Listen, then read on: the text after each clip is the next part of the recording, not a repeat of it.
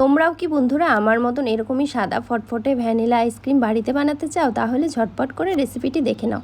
তো হ্যালো বন্ধুরা, আজকে চলে এসেছি আইসক্রিমের একটা রেসিপি নিয়ে। তো আমি 3 রকমের আইসক্রিম বানিয়েছি। তো আজকে একটা রেসিপি তোমাদের সাথে শেয়ার করব, বাকি দুটো পরে শেয়ার করব। কেন কি আজকে যদি সবগুলো রেসিপি শেয়ার করি তাহলে ভিডিওটা অনেকটাই লং হয়ে যাবে, এই কারণে। তো সবার প্রথমে তো দেখতেই পেলে যে আমি দুধ বসিয়ে দিয়েছি। এখানে 750 গ্রামের মতন দুধ বসিয়ে দিয়েছি। আর একটা বাটির মধ্যে হাফ বাটির মতো দুধ নিয়ে নিয়েছি। তো বন্ধুরা, এটা কিন্তু নর্মাল দুধ, এটা কিন্তু ফ্রিজে রাখা দুধও না বা তোমার গরম দুধও না। তো নর্মাল যে দুধ বাইরে রেখে দুধটা, ওটাই নিয়েছি। তো দুধের মধ্যে দিয়ে দিলাম 3 চামচের মতন কর্নফ্লাওয়ার দিয়ে ভালো করে মিশিয়ে নিয়েছি। আর এদিকে দুধটা দেখো আমার জাল হয়ে গেছে, যেটা কড়াইতে বসিয়েছি। তো জাল করে নিয়েছি ভালো করে। তারপরে দিয়ে দিচ্ছি হাফ কাপ চিনি। আর যে আমি মিশ্রণটা বানিয়ে রেখেছিলাম কর্নফ্লাওয়ার আর দুধের, সেই মিশ্রণটাকে দিয়ে ভালো মতন দেখো নাড়াচাড়া করে নিয়েছি।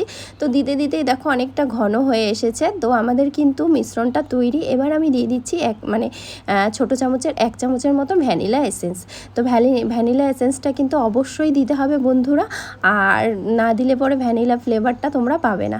তো এই কারণে ভ্যানিলা এসেন্সটা দেওয়ার পরে দেখো ভালো করে নামিয়ে ভালো মতো নাড়াচাড়া করে ঠান্ডা করতে বসিয়ে দিয়েছি। নর্মালি ঠান্ডা হবে ওটা। আর এদিকে আমি ক্রিমটা তৈরি করে নিচ্ছি। তো ক্রিমের মধ্যে দেখো আমি নিয়ে নিয়েছি হুইপ ক্রিম। তো তোমরা চাইলে ফ্রেশ ক্রিমও নিতে পারো। তো আমি এখানে 1.5 কাপের মতন 1 কাপ আর 1 কাপ আরও 1 কাপের অর্ধেক নিয়ে নিয়েছি 1.5 কাপ হুইপ ক্রিম নিয়ে ভালো করে দেখো একটা ইলেকট্রিক বিটারের সাহায্যে বিট করে নিচ্ছি। তো প্রথমেই ক্রিমটা বিট হচ্ছিল না, কেন কি বন্ধুরাও সেদিন প্রচণ্ড গরম ছিল, এই কারণে। তারপর দেখো আর একটা পাত্রর মধ্যে আমি বরফ নিয়ে তারপরে আমি ক্রিমটাকে বিট করে নিলাম। তো দেখো এখন আমার ক্রিমটা কিন্তু পুরোপুরি তৈরি হয়ে গেছে। দেখো উল্টো করলে পরে ক্রিমটা পড়ছে না, তার মানে ক্রিমটা তৈরি আমার।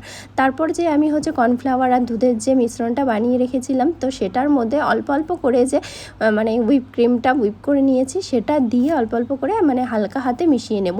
তো আমি কিন্তু এখানে আর ইলেকট্রিক বিটার ইউজ করব না বন্ধুরা, কেন কি যে হুইপ ক্রিমের মধ্যে হাওয়াটা তৈরি হয়েছে, সেটা কিন্তু আমি যদি ইলেকট্রিক বিটার দিয়ে এটা মিক্স করি তাহলে কিন্তু হাওয়াটা নষ্ট হয়ে যাবে, এই কারণে।